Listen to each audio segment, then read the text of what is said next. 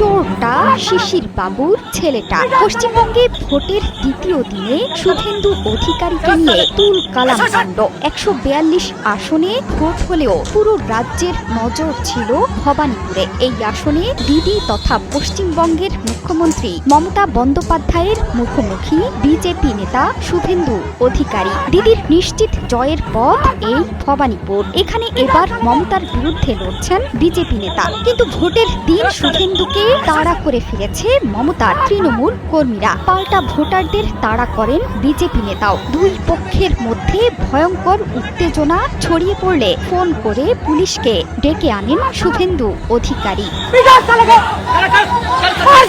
এদিন সকাল থেকেই ভোটের মাঠ চষে বেড়াচ্ছিলেন শুভেন্দু অধিকারী, কিন্তু দুপুরে মুখ্যমন্ত্রীর ভোট কেন্দ্রে গিয়ে আর শেষ রক্ষা হলো না বিজেপি নেতার। ভবানীপুর মুক্ত দল মরে যাওয়ার সময় শুভেন্দুর কনভয়ের দিকে ধেয়ে আসে বিক্ষুব্ধ জনতা। তাড়া করতে থাকে মমতার বিরোধী প্রার্থীকে। চোর চোর চোর।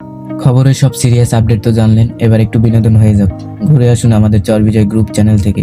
এই ভিডিওর ডেসক্রিপশন বক্সে আমাদের চ্যানেলের লিংক আছে, এক ক্লিকে গিয়ে দেখে আসুন। চোরটা শিশির বাবুর ছেলেটা স্লোগানের চারদিকে হই হই রই রই কাণ্ড। পাল্টা স্লোগান শুরু করেন শুভেন্দুর বিজেপি কর্মীরাও। স্লোগান যুদ্ধে দুই পক্ষের নেতা কর্মীদের মারমুখী মেজাজে ভয়ে পুলিশ ডেকে আনেন শুভেন্দু। দ্রুতই ছুটে আসে কেন্দ্রীয় বাহিনীর সদস্য। তাদের সঙ্গে নিয়ে তৃণমূল কর্মীদের দিকে ধেয়ে যান শুভেন্দু অধিকারীও। স্লোগান তোলেন হিন্দু হিন্দু ভাই ভাই।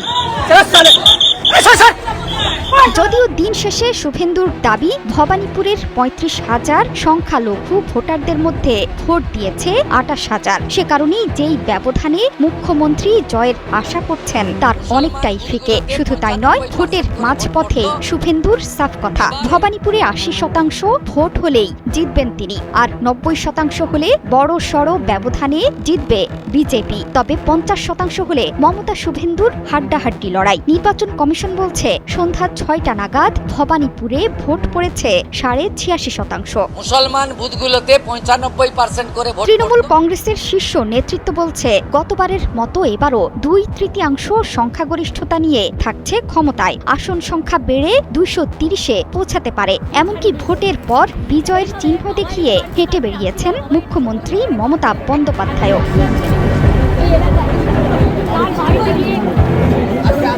তবে এই শুভেন্দুই সবশেষ ২০২১ সালের বিধানসভা নির্বাচনে মমতাকে চ্যালেঞ্জ জানিয়ে পূর্ব মেদিনীপুরের নন্দীগ্রাম আসনে লড়াই করেছিলেন। সেই নির্বাচনে মমতা হেরেছেন মাত্র ১,৯৫৬ ভোটে। পরে ভবানীপুর আসনের বিজয়ী প্রার্থী শোভনদেব চট্টোপাধ্যায় তার আসন ছেড়ে দেওয়ার পর উপনির্বাচনে জয়ী হয়ে মুখ্যমন্ত্রীর পদ টিকিয়ে রাখেন মমতা। ৩২ লক্ষ নাম উঠেছে ১,২০,০০,০০০ মধ্যে।